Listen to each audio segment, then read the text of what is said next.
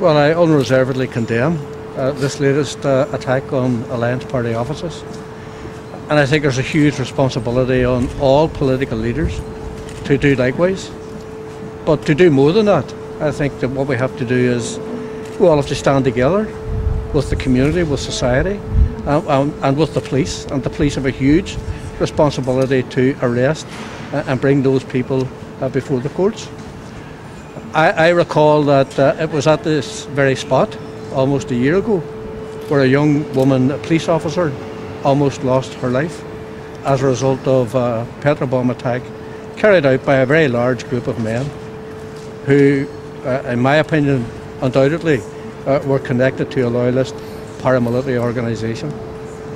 And I've been on the public record over the course of recent times as making it absolutely clear that the activities of the UVF in East Belfast over the course of the last 2 years have been particularly disgraceful, criminality of the worst kind. But I do think that the response of unionist political leaders to the activities of these people has been inadequate. And I also think that the response of the police service to the activities of these people has also been inadequate. We have seen over the course of the last number of days defenceless visitors to our shores being attacked in the most despicable and disgraceful fashion.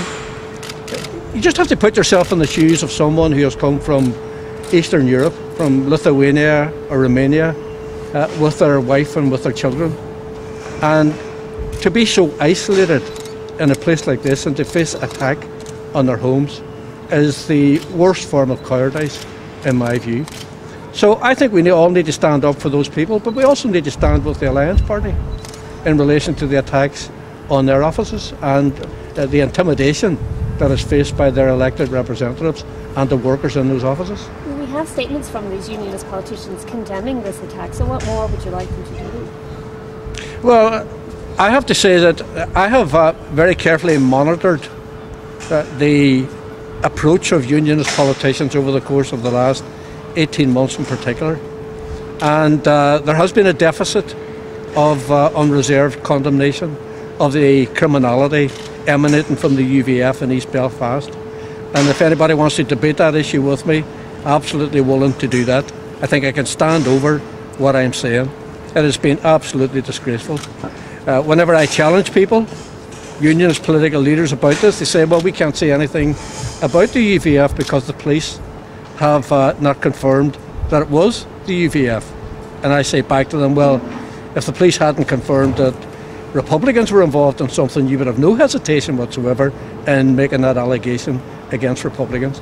So I think there has been a deficit of leadership. I welcome the fact that now people are raising their voices, but those voices raised in condemnation are not enough. There needs to be a strategy in place. The public need to see very clearly politicians of all descriptions standing together universally condemning the activities of those groups. I found it very difficult.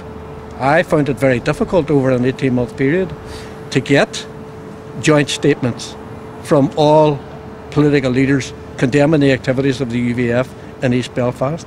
I am not satisfied about the leadership that has been provided by most unionist leaders. I've done a number of interviews since the summer of last year where I outlined my sense of what was happening in East Belfast, and particularly one interview that was done on the BBC by Gavin Robinson.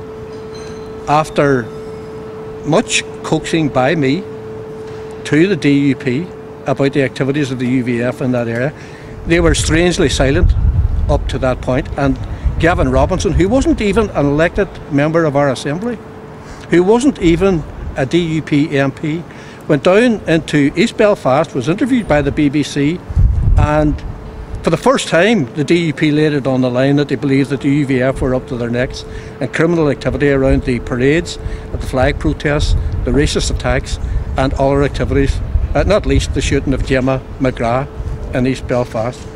So I just find it strange that somebody who wasn't elected to the Assembly and somebody who wasn't a Westminster MP was chosen to do that interview at a time whenever for a year the UVF had been running rife through East Belfast, Peter Robinson's own constituency. So to be clear, you're saying that Peter Robinson is not showing enough leadership within his own constituency? No, I think we all have to show leadership, but we all have to be seen to stand together. And I mean, you're the media. You know how this works. I mean, where have you seen Peter Robinson and I standing together to condemn the activities of the UVF and the lawbreakers and the criminals in East Belfast? Hasn't happened. But you did see me standing with Peter Robinson in the aftermath of 2 soldiers being killed in Antrim, in the aftermath of police officers being killed in the north of Ireland. And I think that's a judgment that people have to make. You know, I am not behind the door in challenging the activities of so-called dissident Republicans, those who try to murder police officers, those who try to plunge us back to the past, and those who try to undermine a peace process that is overwhelmingly supported by all of the people of Ireland. I have stood up to these people, and I am prepared to stand with Peter Robinson in the centre of the Bogside, in the centre of West Belfast, and condemn the activities of those people. But the question has to be asked, why are unionist politicians reluctant to stand with me in the centre of East Belfast? Because I am prepared to stand with them.